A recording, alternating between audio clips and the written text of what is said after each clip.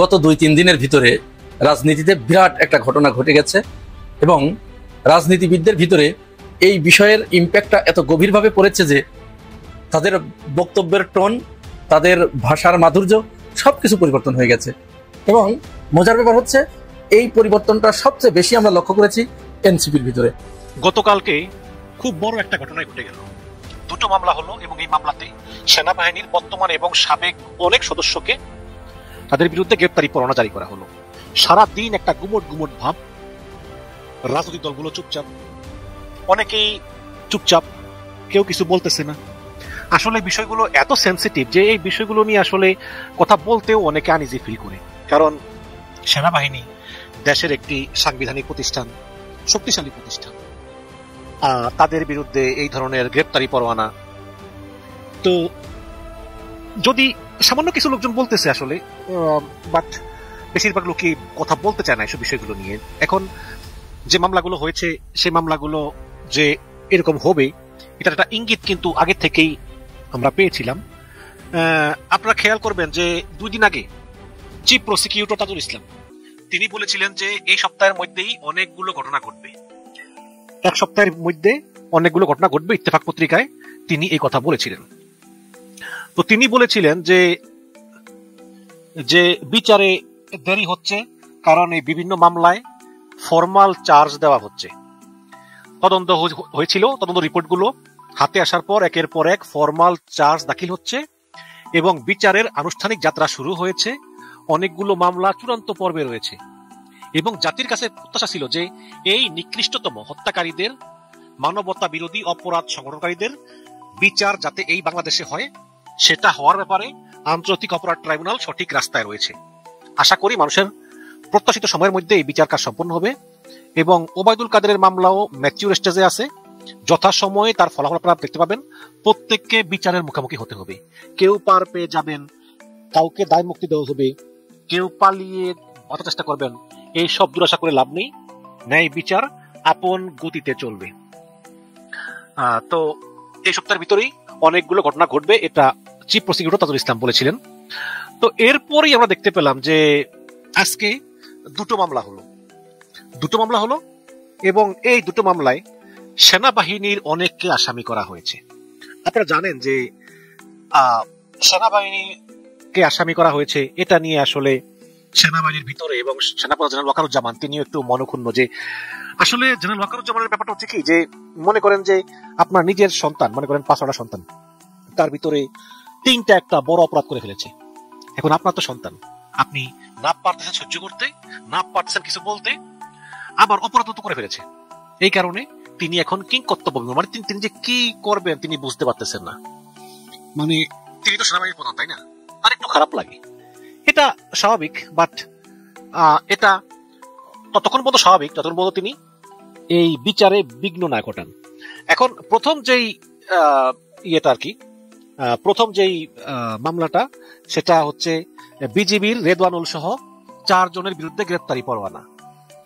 আপনাদের খেয়াল আছে ওই যে সেনাবাহিনীর পোশাক পরা শুধু গুলি করতেছে, ওই যে চাইনিজ 7.62 রাইফেল দিয়ে গুলি করতেছে, সেখানে প্রায় অনেক লোক সেই দিন মারা গেছে।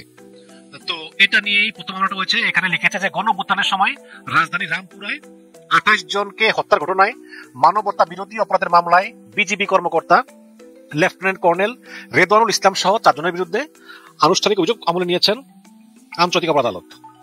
একই সঙ্গে তাদের বিরুদ্ধে গ্রেপ্তারি পরোয়ানা জারি করা হয়েছে।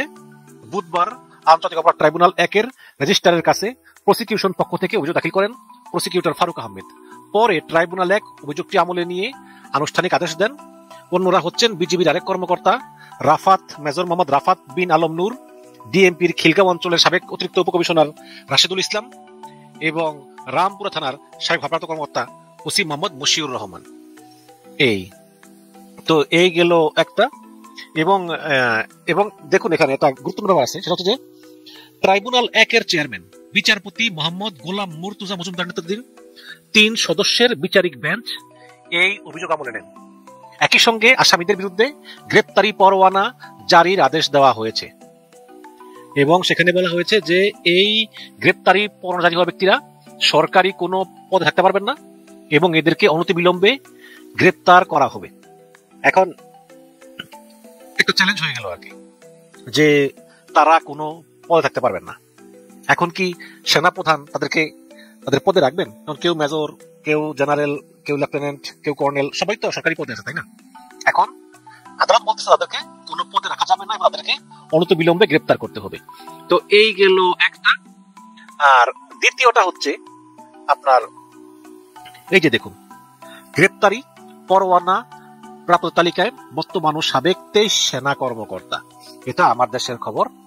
তো এখানে আপনারা দেখতে পাচ্ছেন যে বাংলার কসাই তারেক সিদ্দিকী এখানে লিখেছে যে আওয়ামী লীগের নেতাধীন ফ্যাসি সরকারের দীর্ঘ শাসনামলে বিরোধী দল এবং মতের লোকদের গুম করে র্যাবের টাস্কফোর্স ইন্টারোগেশন সেল টিএফআই এবং জয়েন্ট ইন্টারোগেশন সেল জেআইসি তে বন্দী রেখে নির্যাতনের ঘটনায় মানবতা বিরোধী অপরাধের 2টি মামলায় আনুষ্ঠানিক অভিযোগ আমলে নিয়েছে আন্তর্জাতিক অপরাধ ট্রাইব্যুনাল। এই 2 মামলায় সাবেক স্বৈরাচারী প্রধানমন্ত্রী শেখ হাসিনাকে প্রধান করে 30 জনকে আসামি করা হয়েছে। এর মধ্যে 2টি মামলাতেই শেখ হাসিনা এবং তার সাবেক নিরাপত্তা উপদেষ্টা তারিক আহমেদ সিদ্দিকীর নাম রয়েছে। প্রকৃত আসামি হচ্ছেন 28 জন। আসামিদের মধ্যে বর্তমান ও সাবেক 23 জন সামরিক কর্মকর্তা রয়েছেন, আর বেসামরিক হচ্ছেন 5 জন। বেসামরিক হচ্ছেন যে শেখ হাসিনা, তারপরে তার স্বরাষ্ট্রমন্ত্রী আসাদুজ্জামান খান কামাল, সাবেক আইজিপি এবং র্যাবের ডিজি বেনজির আহমেদ, র্যাবের সাবেক 2 ডিজি পুলিশ কর্মকর্তা খুরশিদ হোসেন এবং ব্যারিস্টার মোহাম্মদ হারুনুর রশিদ। আর সামরিক আসামিদের মধ্যে আছেন major general Tariq Ahmed Siddiqui, DGFI এর সাবেক 5 মহাপরিচালক আকবর, তারপরে সাইফুল আবেদিন, সাইফুল আলম, তারপরে তাবরেজ শ্যাম চৌধুরী এবং হামিদুল হক। এছাড়া আছেন Tohidul Islam, major general Sheikh Mohammad Sarwar Hossain, major general Tohidul Islam বলেছি আগে, major general Kabir Ahmed, brigadier general Mohammad Mahbub Rahman Siddiqui, brigadier general Tanvir Mazhar Siddiqui, colonel Anwar Latif Khan, brigadier general Jahangir Alam, সে হচ্ছে ওই যে র্যাবের স্যাংশন প্রাপ্ত, ওই যে মার্কিন স্যাংশন প্রাপ্ত আছে না, যে আমেরিকার স্যাংশন দিয়েছিল, সে জাহাঙ্গীর আলম, ব্রিগেডিয়ার জেনারেল তুফাইল মুস্তাফা সরওয়ার, সেও স্যাংশন প্রাপ্ত আমেরিকার, colonel A K Azad, brigadier general Mohammad Kamrul Hasan, brigadier general Mohammad Mahbub Alam, colonel Abdullah Noman, lieutenant colonel Sarwar Bin Kasem. Sarwar Bin Kasem নামাজ পড়তে পড়তে তার কপালে দাগ পড়ে গেছে, তারপরে এগুলা করে। Brigadier general Mohammad Mahbub Alam, colonel Abdullah Momen, lieutenant colonel Mohammad Khairul Islam, lieutenant colonel Mashiur Rahman Jewel, lieutenant colonel Saiful Islam Sumon এবং লেফটেন্যান্ট কর্নেল মুকসুরুল হক। এই মুকসুরুল তো দুবাইতে আছে, লুটপাটের টাকা দিয়ে আসে দুবাইতে, নাকি বিশাল স্বর্ণের দোকান খুলে বসছে। এই মুকসুরুলে কিন্তু ওই শেখ হাসিনার খালেদা জিয়ার বাসা থেকে উচ্ছেদ করেছে এবং খালেদা জিয়ার বেডরুমে মদের বোতল রাখছে, যাতে মানুষকে বোঝানো যায় যে বেগম জিয়া মদ খায়। তো এই হচ্ছে সেই মুকসুরুল। সে এখন দুবাইতে আছে, দুবাইতে ওই টাকা পয়সা ইনভেস্ট করে দোকানপাট দিয়ে খুব ভালো পজিশনে আছে। এই তো এদের বিরুদ্ধে এই মামলা হয় আন্তর্জাতিক অপরাধ ট্রাইব্যুনালে। আজ সকালে আনুষ্ঠানিক অভিযোগ দায়ের করেন প্রসিকিউশন, এবং এই মামলা দায়ের করার উপলক্ষে এই গুম যারা হয়েছেন তারা সবাই কিন্তু সেই আদালতে গিয়েছেন। আপনারা একটা ছবি দেখেন, এই ছবিতে আপনারা দেখতে পাচ্ছেন যে গুম হওয়া ব্যক্তিরা সবাই আদালতের সামনে জড়ো হয়েছেন। এখানে যারা যারা গুম হয়েছেন বেশিরভাগই এখানে আছেন, আমরা সবাইকে দেখতে পাচ্ছি। তো দর্শক, এই হচ্ছে কি ঘটনা। এখন মানে সেনাবাহিনীর ভিতরে একটা খুবই গুমট পরিস্থিতি, যে আসলে কি হচ্ছে দেখুন। মানে গত 5 দিনের আগের দিন সম্ভবত সেনাবাহিনীর একটা মিটিং হয়েছে, সেখানে এই যে তোফায়েল, যিনি ওই যে স্যাংশন প্রাপ্ত ব্রিগেডিয়ার জেনারেল তোফায়েল, তিনি সেনাপ্রধানকে বলেছেন যে আসলে মানে এরকম একটা ইনডিউটি দেওয়া যায় কিনা। মানে তার যুক্তি হচ্ছে যে দেখুন, মানে বাংলাদেশের কম বেশি প্রত্যেকটি সরকার সেনাবাহিনীকে তাদের নিজের স্বার্থে ব্যবহার করেছে, এটা হচ্ছে সেনাবাহিনীর যুক্তি। যেমন বিএনপি জামাত জোট সরকার, তারা র্যাব করেছিল, পুলিশ এবং সেনাবাহিনী থেকে লোক নিয়ে র্যাব করেছিল, এবং করে অপারেশন ক্লিন হার্টের নামে সেই সময় প্রচুর লোককে বিচার বহির্ভূত হত্যা করেছিল বিএনপি জামাত সরকার, করেছে তো। এখন সেই সময়ে যেই সব সেনাবাহিনীর অফিসার এই অপারেশন ক্লিন হার্টের হত্যাকাণ্ডে জড়িত ছিল, তাহলে তাদেরও তো বিচার হতে হবে। আবার শেখ হাসিনার সময়ে যেই রকম গুম খুন জুলাই হত্যাকাণ্ড এরকম বিভিন্ন হত্যাকাণ্ডে সেনাবাহিনী জড়িত ছিল, তাদের এখন বিচার করতে চাইতেছে ইউনূস সরকার। আবার যদি আজ থেকে 20 বছর পর হোক, 30 বছর পর হোক বা 40 বছর পর হোক, আওয়ামী লীগ ক্ষমতা এসে যদি এই যে গোপালগঞ্জে ওই দিন 5 জন মারা গেল সেনাবাহিনীর গুলিতে, যদি সেই বিচারও করতে চায়, তো এই কারণেই সেনাবাহিনীর কথা হচ্ছে যে আমরা সেনাবাহিনী আমাদেরকে বিভিন্ন সময়ে সরকার যা বললে আমরা তাই করি। এখন এটা তো সরকারের দোষ, আমাদের দোষ না, তাই না? এখন যদি এরকম যে সরকারই আসুক আমাদেরকে দিয়ে অন্যায় করায়, পরবর্তী সরকার এসে বিচার করতে চায়, তো আমরা যাবো কোথায়? যদিও এই সকল যুক্তি খোরা যুক্তি, কারণ এটা সত্য যে সকল সরকারই কম বেশি সেনাবাহিনীকে ব্যবহার করেছে, কিন্তু শেখ হাসিনার মতো এত ব্যবহার করে নাই। মানে শেখ হাসিনা ব্যবহার করতে করতে করতে আপনি ভাবতে পারেন যে যাকে খুশি তাকেই ধরে গুম, যাকে খুশি তাকেই ধরে খুন। জুলাই হত্যাকাণ্ডের আগে আর কি এগুলা ক্রস ফায়ার যেভাবে করেছে, এক ওসি প্রদীপী ক্রস ফায়ার করেছে প্রায় 150 উপরে।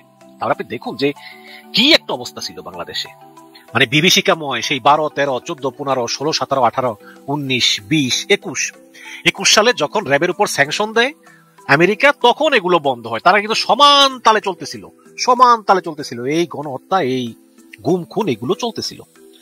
তো এখন সমস্যাটা হচ্ছে কি যে সেনাপ্রধান আসলে চাচ্ছে যে এদের বিচারটা সামরিক আদালতে হোক বা একটু মানে একটু লঘুদণ্ড হোক আর কি। কিন্তু ইন্টারন্যাশনাল ক্রাইম কোর্ট তারা কিন্তু সকল তদন্ত শেষ করে তারা ফরমালি অভিযোগ দাখিল করেছে। আমরা সাধারণত দেখি যে সাধারণ কোর্টে আগে মামলা দায়ের হয়, তারপর তদন্ত হয়, কিন্তু আন্তর্জাতিক অপরাধ আদালতে আগে তদন্ত হয় এবং তারপরে আনুষ্ঠানিকভাবে অভিযোগ দাখিল করা হয়। কাজেই এই যে দুটো মামলা হয়েছে এবং এই দুটো মামলায় যাদেরকে আসামি করা হয়েছে তাদের বিরুদ্ধে এই মামলা করার আগে, এই গ্রেপ্তারি পরোয়ানা জারি করার আগে কংক্রিট এভিডেন্স আদালতে দাখিল করা হয়েছে, বিশেষ করে ফোন কলগুলো। এবং এই ফোন কলগুলো আবার বিদেশি ফরেনসিক টিম ইয়ারশট, সেই ইয়ারশটকে দিয়ে চেক করিয়েছে যেটা হাসিনার গলা, এটা ওবায়দুল কাদেরের গলা, এটা তাপসের গলা, এগুলো মিল আছে কিনা এগুলো চেক করে এগুলো করেছে। ভিডিও ফুটেজ, সাক্ষী সব সহ আনুষ্ঠানিক অভিযোগ দায়ের করা হয়েছে যাতে এর থেকে আসলে ছুটার কোনো পথ না থাকে। আপনারা দেখেছেন যে বিজিবি রেদওয়ানুল কিভাবে পাখির মতো মানুষকে গুলি করে মেরেছে, এবং এর আগে যারা যারা আসামি বলা হয়েছে সুনির্দিষ্টভাবে প্রথমে 72 জনের নাম আসলে বলা হয়েছিল, তারপর এগুলো কমতে কমতে এখন এই 30 জনের পৌঁছেছে। অলরেডি কিন্তু অনেক কনসিডার করা হয়েছে।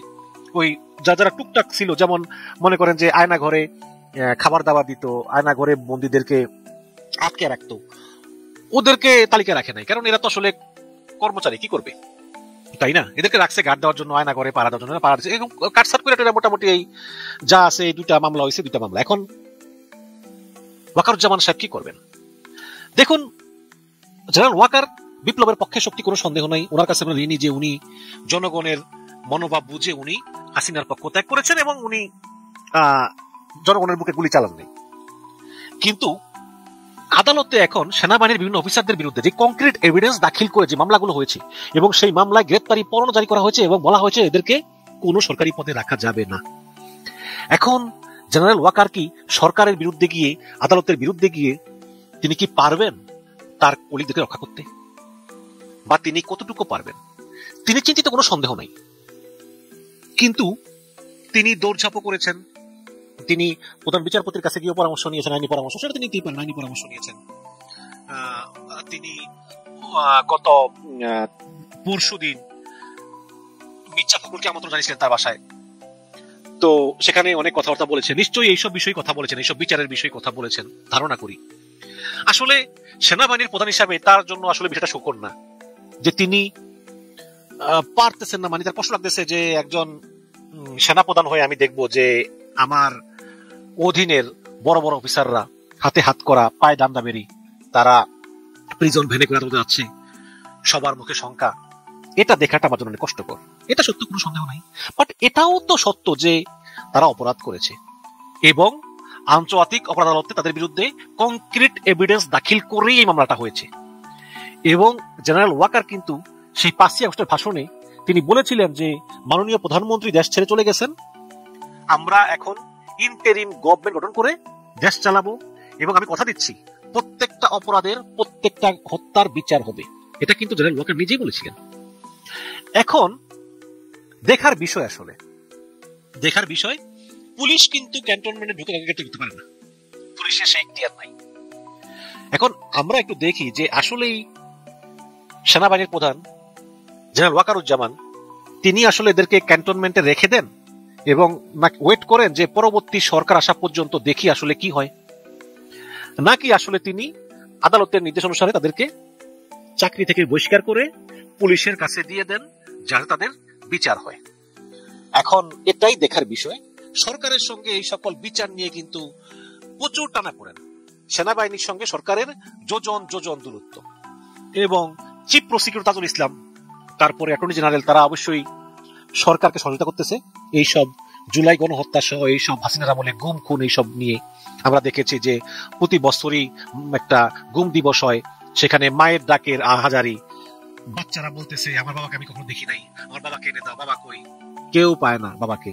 এভাবে দিনের পর দিন গুম করে হিউম্যান রাইটস ওয়াচের হিসাব অনুযায়ী প্রায় 670 জনকে গুম করা হয়েছে এই হাসিনার 15 বছরে। এর ভিতরে 85 জন আর ফিরে আসে নাই, এবং 3000-এর উপরে ক্রসফায়ার করা হয়েছে। এদের বেশিরভাগই ছিল বিএনপি নেতাকর্মী, এবং গুম হওয়া ব্যক্তিদের মধ্যে বেশি ছিল বিএনপি জামাতের নেতাকর্মী, ক্রসফায়ারেও ছিল বিএনপি জামাতের নেতাকর্মী।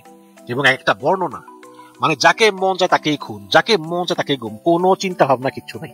তো এগুলো আমরা দেখেছি, তো এগুলোর বিচার হওয়া দরকার। এবং তারেক রহমান নিজেও বলেছেন যে এগুলোর বিচার হতে হবে, কারণ বিচার হওয়া মানে কিন্তু প্রতিশোধ না, ন্যায় বিচার করতে হয় যাতে ভবিষ্যতে এইরকম অপরাধ করার সাহস কেউ না পায়। এই কারণেই এদের বিচার হওয়া জরুরি। বিশেষ করে এই যে লেফটেন্যান্ট কর্নেল রেদওয়ানুল, এই রেদওয়ানুলের ছবিটা যদি আমি দেখাতে পারতাম, আচ্ছা বিজিবির রেদওয়ানুল, দেখি আমি সার্চ দিয়া দেখাতে পারি কিনা। মানে এই একটা মানুষ ভাই, এত খারাপ একজন মানুষ, সে নিজেই গুলি চালিয়ে সে এই রামপুর এলাকায় সে প্রায় 22-23 জনকে সে হত্যা করেছে। 22-23 জনকে।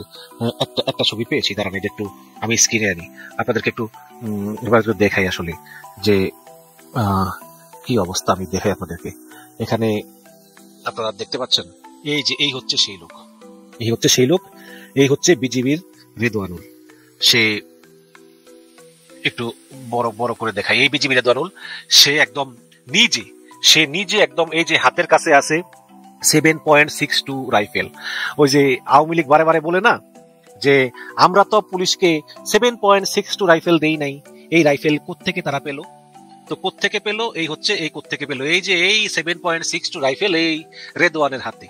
এইরকম পুলিশের হাতে 7.62 রাইফেল দিয়ে পুলিশ আন্দোলনকারীদেরকে গুলি চালাচ্ছে, এরকম হাজার হাজার ভিডিও ফুটেজ আছে, হাজার হাজার। এবং এইগুলো চায়না থেকে 2022-23 সালে কিনে এনেছে, সেই ইনভয়েসও আছে। চট্টগ্রামে কোন দিন খালাস হয়েছে সেই খালাসের সেই নাম্বার সবকিছু আছে। এখন আওয়ামী লীগ তো মিথ্যার সাথে মিথ্যা কথা বলবেই। এখন এই যে এই গণহত্যাগুলো হলো, এই যে গুম খুনগুলো হলো, এগুলির তো বিচার হতে হবে। এখন এগুলোর বিচার করতে গেলে আবার দেখা গেছে যে বর্তমান সরকার হচ্ছে দুর্বল সরকার, তাদের কোনো মাঠ পর্যালোচনা সমর্থন নাই, তারা একটা ইন্টারিম গভর্নমেন্ট। এই কারণে হয়তো সেনাবাহিনী তাদেরকে সহযোগিতা করতে নাও পারে। এখন আমার মনে হয় যে হয়তোবা সেনাবাহিনী নির্বাচন পর্যন্ত ওয়েট করবে, এবং নির্বাচনের পর নতুন যেই সরকার আসে সেই সরকারের সঙ্গেই মূলত এই বিষয়গুলো নিয়ে নেগোসিয়েশন করতে পারে বলেই আমার বিশ্বাস। আপাতত আমার মনে হয় যে সেনাবাহিনীর প্রধান তিনি তার অধীনস্থ লোকদেরকে পুলিশের কাছে তুলে দিবেন না। মনে হয় তিনি আপাতত চুপচাপ থাকবেন, এবং পরবর্তীতে যেহেতু নির্বাচনের 5 মাস বাকি, পরবর্তীতে হয়তো তিনি এদের ব্যাপারে সিদ্ধান্ত নেবেন। এবং এখনো তিনি চেষ্টা করতেছেন মনোভাব বোঝার জন্য। বিশেষ করে মির্জা ফখরুল ইসলামকে তিনি ডেকে নিয়েছেন, নিশ্চয়ই তার সঙ্গে সব ব্যাপারে কথা হয়েছে, আমরা জানি না কি বলেছেন, বা হয়তো জামাত ইসলামের সঙ্গেও তিনি পরোক্ষভাবে এর ভিতরে হয়তো কথা বলেছেন বা ভবিষ্যতে বলবেন। তিনি আসলে চেষ্টা করতেছেন আর কি, যে সর্বসম্মতিক্রমে সবার মতামত নিয়ে সবার সঙ্গে পরামর্শ করে যাতে শাস্তির একটু লঘু হয় বা একটা ব্যবস্থা করা যায় আর কি। এবং যেহেতু তিনি সেনাবাহিনীর প্রধান, সেহেতু সেনাবাহিনীর প্রত্যেকটা সৈনিকের প্রত্যেকটা অফিসারের তিনি অভিভাবক, এবং যারা দ্বন্দ্বপ্রাপ্ত মানে যারা অভিযোগপ্রাপ্ত এবং গ্রেপ্তারি পরোয়ানা জারিপ্রাপ্ত, তিনি তাদেরও কিন্তু প্রধান। সুতরাং তিনি অবশ্যই চাইবেন যে আইনের ভিতরে থেকে যতটুকু সম্ভব তাদেরকে শাস্তি কমানো যায় বা এড়ানো যায়। কারণ যেহেতু তারা সরকারের নির্দেশে করেছে, নিজের খেয়াল খুশি মতো করে নাই, এই কারণেই মূলত তাদের উপায় ছিল না করে। কারণ সেনাবাহিনী সবসময় সরকারের নির্দেশ মানতে বাধ্য, এটা হচ্ছে সেনাবাহিনীর যুক্তি। আবার আন্তর্জাতিক ট্রাইব্যুনাল যুক্তি হচ্ছে যে আপনি সেনাবাহিনী, আপনি সরকারের আদেশ মানতে বাধ্য, কিন্তু আপনি তো অন্যায় আদেশ মানতে বাধ্য নন। কাজেই এই যে হত্যাগুলো চললো, এই যে গুমখুনগুলো চললো, এগুলো হচ্ছে সম্পূর্ণ আইন বহির্ভূত এবং মানবতা বিরোধী। এবং এই ধরনের অন্যায় নির্দেশ সরকার আপনাকে দিলেও আপনি তো ভালো করেই জানেন যে দেশের আইন অনুযায়ী কোন একটা লোককে গ্রেপ্তার করার পরে, সুনির্দিষ্ট অভিযোগ গ্রেপ্তার করার পরে 24 ঘন্টার মধ্যে কোর্টে সোপর্দ করতে হয়। সেখানে 5 বছর, 6 বছর, 8 বছর পর্যন্ত একটা লোককে আপনি গুম করে রাখেন। অনেকে গুম করে রেখে আর ফিরেই না, রাতের অন্ধকারে নৌকাতে করে নিয়ে বুড়িগঙ্গাতে বা বিভিন্ন নদীতে গিয়ে গুলি করে তারপরে পেট কেটে লাশ ডুবিয়ে দিয়ে আসে, আর নৌকাটাকে ভালো করে রক্ত রক্ত সব পানি দিয়ে ধুইয়া ফেলে। আমরা তো দেখেছি এগুলো। এখন এই কলঙ্কিত হত্যাকাণ্ড, এই গুম খুন, এগুলোর বিচার কিন্তু হওয়া দরকার। এখন সেই বিচার করতে গেলে আবার অনেক ঝামেলা আছে। সেখানে সরকার এবং সেনাবাহিনীর মধ্যে একটা সমঝোতাই পারে এই বিচারের ক্ষেত্র তৈরি করতে। আজকে যেই সেনাবাহিনীর প্রায় 30-32 জনের মতো অফিসারদের বিরুদ্ধে গ্রেপ্তারি পরোয়ানা জারি করা হয়েছে, এদের বিচার সম্পন্ন করতে হলে সেনাবাহিনী এবং সরকারের ভিতর একটা সমঝোতা প্রয়োজন। এবং সেই সমঝোতার সম্ভাবনা আমি এই সরকারের সঙ্গে অন্তত দেখি না। হয়তোবা নির্বাচনের পরে নতুন যদি কোনো সরকার আসে, সেই সরকারের সঙ্গে এসব বিষয়ে সমঝোতা হতে পারে। আপাতত আমি মনে করি যে এই গ্রেপ্তারি পরোয়ানা বা এই বিচার এগুলো পোস্টপোন্ড থাকবে বলেই আমার বিশ্বাস। যদিও চিফ প্রসিকিউটর তাজুল ইসলামের সঙ্গে জেনারেল ওয়াকারুজ্জামান তিনি কথা বলেছেন যে বিচার কিভাবে হবে বা জানতে চেয়েছেন, এগুলো অন্যান্য জানতেই পারেন, আইনগত বিষয় সম্পর্কে ধারণা থাকতেই পারে, তিনি জানতেই পারেন। জেনারেল ওয়াকার এখন পর্যন্ত কোনো অন্যায় করেন এবং তিনি অন্যায় করতে পারেন না, তার কিন্তু তিনি লোক ভালো। কিন্তু যাচ্ছেন আর কি যে আইনের ভিতরেই যতটুকু সম্ভব বিভিন্ন ভাবে যাতে তার সহকর্মী যারা আছে এই হত্যাকাণ্ডের সঙ্গে জড়িত, গুমের সঙ্গে জড়িত, তাদেরকে যতটুকু সম্ভব আর কি লঘুদণ্ড অথবা যেভাবেই হোক মানে বাঁচিয়ে নেওয়া যায় আর কি। এখন আমরাও দেখি যে কোথাকার পানি কোথায় গিয়ে গড়ায়। তবে ওই যেটা বললাম আর কি আগেই, এখনো বলতেছি যে নির্বাচনের পরেই হয়তো এসব বিষয়ে একটা সিদ্ধান্ত হবে। সেনাবাহিনী এবং সরকারের সঙ্গে একটা নেগোসিয়েশনের মাধ্যমেই এদের বিচার করতে হবে। কারণ পুলিশের পক্ষে সম্ভব না ক্যান্টনমেন্টের ভিতরে গিয়ে সেনা অফিসারদেরকে গ্রেপ্তার করা। এটা সেনাবাহিনীর ঊর্ধ্বতন কর্তৃপক্ষেরই উচিত হবে যে তাদেরকে পদ থেকে বহিষ্কার করে, মেজর, কর্নেল, জেনারেল, ব্রিগেডিয়ার এদের পদ থেকে বহিষ্কার করে তাদেরকে পুলিশের কাছে তুলে দেওয়া। এবং সেটা এই বর্তমান সেনাবাহিনী করবে না বলে আমার বিশ্বাস। হয়তো বা নতুন সরকার ক্ষমতা এলে বা যে দলগুলো আছে বিএনপি, জামাত, এদের সঙ্গে একটা কথাবার্তা বলার চেষ্টা করবে একটা সিদ্ধান্তে পৌঁছানোর জন্য। দেখা যাক কি হয়, আমরাও দেখি। তবে যে অন্যায় করে তার বিচার হতেই হবে এবং হতে হয় ন্যায় বিচারের স্বার্থে, আইনের শাসনের স্বার্থে। আর তা না হলে এই ধরনের ঘটনা একের পর এক ঘটতেই থাকে। তখন আর আইনের শাসন বলে কিছু থাকে না, জনগণের মানবাধিকার বলে কিছু থাকে না। তখন আইয়ামে জাহিলিয়াত রাজত্ব কায়েম হয়। যেই আইয়ামে জাহিলিয়াত ছিল এই শেখ হাসিনার গত 15টা বছর ধরে, সেই আইয়ামে জাহিলিয়াত শাসন যেন বাংলাদেশে আর না আসে, এই কারণে এই বিচারগুলো হওয়া অত্যন্ত জরুরি। এর আগে আমরা বিএনপি এবং জামাত ইসলামের ভিতরে দেখেছি বিএনপির নেতারা বিভিন্ন ধরনের বক্তব্য দিতে, তাদের বক্তব্যের টোন পরিবর্তন করতে, কথার ধরন চেঞ্জ করতে, আক্রমণাত্মক ভঙ্গিতে। তারপরে আমরা জামাত ইসলামের নেতা কর্মীদেরকেও দেখেছি, তারাও তাদের বক্তব্যকে কখনো কখনো শানিত করেছেন, কখনো কখনো আবার একটু নরম করেছেন। কিন্তু সর্বশেষ এনসিপির নেতাদের মুখে যে বক্তব্য শুনলাম, বিশেষ করে সরকারের উপরে, ইতিপূর্বে তারা কিন্তু এই ধরনের বক্তব্য দেয় নাই বা আমরা শুনি নাই। আমরা বেশ কিছুদিন ধরে লক্ষ্য করছি সরকারের সাথে এনসিপির একটা শীতল সম্পর্ক প্রবাহিত হচ্ছে। তার আগে কিন্তু এনসিপি কে সবাই সরকারের একটা পার্ট মনে করতো এবং কিং পার্টি টাটি ইত্যাদি হাবিজাবি অনেক কিছু তাদেরকে বলেছে। আমি শুরুতেই অবশ্য এর পক্ষে ছিলাম না বলার যে এনসিপি কিংস পার্টি, এর পক্ষে আমি অনেক লেখা, এনসিপি যে কিংস পার্টি নয় এর পক্ষেও আমি লিখেছি, আবার অন্যরাও যে কিংস পার্টি হতে পারে সেটার পক্ষেও লিখেছি। যাই হোক, এই সম্প্রতি 3-4 দিনের ভিতরে এনসিপির সাথে সরকারের বিরাট একটা মতপার্থক্য তৈরি হয়েছে এবং এই মতপার্থক্যটা প্রকট আকার ধারণ করেছে, স্পষ্ট রূপ ধারণ করেছে তাদের নিবন্ধন এবং প্রতীক, শাপলা প্রতীক দেয়া বা না দেয়া নিয়ে। বেশ কিছুদিন ধরে আমরা দেখছি এনসিপির নেতারা তারা নির্বাচন কমিশনের কাছে, তারা নির্বাচন অফিসে দৌড়ঝাঁপ করছে, তাদের বারবার ফিরিয়ে দেওয়া হচ্ছে, তাদের নিবন্ধন দিতে গড়িমসি করা হচ্ছে, দিচ্ছে না, নানা ধরনের আইনি জটিলতা দেখিয়ে এ কথা সে কথা বলে তাদেরকে ঘোরানো হচ্ছে।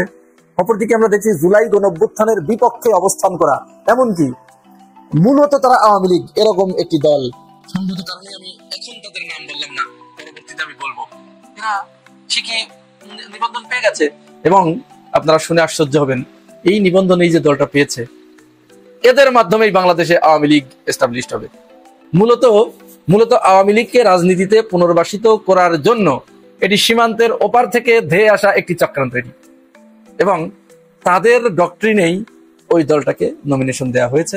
আপনারা ইতিমধ্যেই জেনেছেন, অবশ্যই জেনে যাবেন। বলা হচ্ছে তারা আওয়ামী লীগের বি টিম, মূলত তারা আওয়ামী লীগ।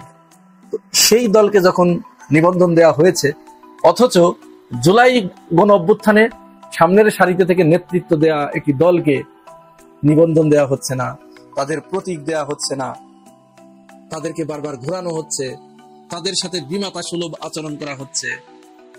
অথচ আমরা বলছি যে এটি এনসিপির সরকার। তাহলে বিষয়টা একটু সাংঘর্ষিক হয়ে গেল না? এইটারই বিস্ফোরণ প্রথমে ঘটিয়েছে এনসিপির যে নেতা নাহিদ ইসলাম। তিনি সর্বপ্রথম একটি বক্তব্যে বললেন যে কোন উপদেষ্টা কি দায়িত্ব পালন করছে, কোন রোল প্লে করছে, কোথায় কোথায় তারা গাদ্দারি করছে, তাদের সময় হলে প্রত্যেকের লুঙ্গি খুলে দেওয়া হবে, তাদের নাম আমরা জনসম্মুখে প্রকাশ করে দেব। এর কয়েকদিন পরেই গতকাল এনসিপির উত্তরাঞ্চলের যে মুখ্য সংগঠক সার্জিস আলম, তিনি একটি বিস্ফোরক মন্তব্য করেছেন। তার এই মন্তব্যে রাজনৈতিক অঙ্গনে বিরাট একটা তোলপাড় শুরু হয়ে গেছে এবং সবাই যেন একটু নড়ে চড়ে বসেছে। এবং উপদেষ্টাদের ভিতরে কেউ কেউ যাদের লুঙ্গি খুলে যাচ্ছে, খুলে যাওয়ার ভয় রয়েছে, তারা কিন্তু তাদের লুঙ্গি এক হাত দিয়ে ধরে আর এক হাত দিয়ে কিন্তু বিমানের টিকিট কাটার জন্য তারা তড়িঘড়ি শুরু করেছে, দৌড়ঝাঁপ শুরু করেছে। কি বলেছে সার্জিস আলম? সার্জিস আলম পরিষ্কার করে বিবিসির সাথে এক সাক্ষাৎকারে তিনি বলেছেন যে অনেকেই উপদেষ্টারা ভাবছেন যে তারা সেফ এক্সিট নিয়ে দেশের বাইরে চলে যাবেন, অথচ তারা জুলাই গণ অভ্যুত্থানের সাথে বিশ্বাসঘাতকতা করে তাদের নিজেদের দায়িত্ব তারা পালন করেন নাই। তারা দায়িত্ব পালনে গড়িমসি করেছেন, দায়িত্ব পালনে অবহেলা করেছেন। সুতরাং তাদের কোনো সেফ এক্সিট নাই। পৃথিবীর যে প্রান্তে যাবে এরা, সেই প্রান্তেই এদেরকে বাংলার জনগণ ধরবে, কেউ ছাড়বে না এদের। মৃত্যু ছাড়া এদের কোনো সেফ এক্সিট নাই। ভয়ঙ্কর কথা, কিন্তু বিশাল কথা। এই কথা শোনার পরে এখন ওই উপদেষ্টারা বুঝতে পারে নাই যাকে উদ্দেশ্য করে বলা হয়েছে। তারা বুঝতে পারছে না? তারা তো বুঝতে পারছে, কারণ যার মনে যা ফাল দিয়ে ওঠে তা, সে তো বুঝতে পারছে সে কোন রোল প্লে করছে, কোথায় কোথায় সে কোন কোন বৈঠকে সে কার পক্ষে কথা বলছে, কার পক্ষে ওকালতি করছে, কোন সিদ্ধান্তগুলোতে সে বাগড়া দিচ্ছে, এগুলো সে তো জানে, অন্যান্য উপদেষ্টারাও জানে। কিন্তু তাদের সহকর্মী হবার কারণে, তারা একটি বডি হবার কারণে এগুলো কেউ বাইরে বলছে না। কিন্তু নাহিদ ইসলাম যখন এই উপদেষ্টা পরিষদে ছিলেন, তিনি তো জানেন, তিনি দেখেছেন না, তিনি ফেস করেছেন না, তো তিনি তো প্রত্যেকের নাম জানেন। যার কারণে তিনি কিন্তু প্রথম বিস্ফোরক মন্তব্যটি করেছে যে এই উপদেষ্টা পরিষদের গাদ্দারদের জাতির সামনে পরিচয় করিয়ে দেওয়া হবে। আমরা অপেক্ষায় থাকবো, অবশ্যই নাহিদ ইসলাম তার কথা রাখবে। আমরাও চিনতে চাই, গাদ্দারগুলোকে চিনতে চাই। জুলাই গণ অভ্যুত্থানের রক্তের সাথে এত এত রক্ত, এত এত প্রাণঘাতী, এত এত পঙ্গুত্ব, এইগুলোর কি কোনো মূল্য নাই? এইগুলোর সাথে যারা গাদ্দারি করেছে, সেই ঘাতকদেরকে যারা উপদেষ্টা পরিষদে বসে, রাষ্ট্রের গুরুত্বপূর্ণ পদে বসে তাদেরকে এখানে পুনর্বাসিত করার চেষ্টা করেছে, তাদের অবশ্যই এই জাতি চিনতে চায়। সুতরাং আপনারা 2-1 দিনের ভিতরেই দেখবেন সার্জিস আলম যাদের সম্পর্কে এই কথাগুলো বলেছে যে এই গাদ্দারগুলোর মৃত্যু ছাড়া কোনো সেফ এক্সিট নাই, দেখবেন অল্প 2-1 দিনের ভিতরেই 2-1 জন বিদেশের বাইরে চলে যাবে। এই তারা এখন এই প্রচেষ্টায় ব্যস্ত যে কোনো মতো একটা দায় সারা গোছের নির্বাচন দিয়ে, হয়তো সেই নির্বাচনটিও হবে প্রি প্ল্যান্ড, সেই নির্ধারিত ব্যক্তিদের সেখানে বসিয়ে দিয়ে তারা দেশ থেকে পালাবে। সেই মঈনুদ্দিন আর ফখরুদ্দিনের মতো, ইয়াজউদ্দিনের মতো তারাও দেশের বাইরে গিয়ে তাদের সুখের সাম্রাজ্য করবে। হয়তো আওয়ামী লীগের যে পতিত নেতাগুলো আছে তাদের সাথে গিয়ে একই টেবিলে, একই মদের গ্লাসে সুরা পান করবে, একই টেবিলে তাস খেলবে, একই কোর্টে তারা হয়তো দাবা খেলবে। সুতরাং তার আগেই আমরা নাহিদ এবং সার্জিসের প্রতি অনুরোধ, আহ্বান, আপনারা এই গাদ্দারদের নামগুলো জাতির সামনে অতি দ্রুত প্রকাশ করে দিন।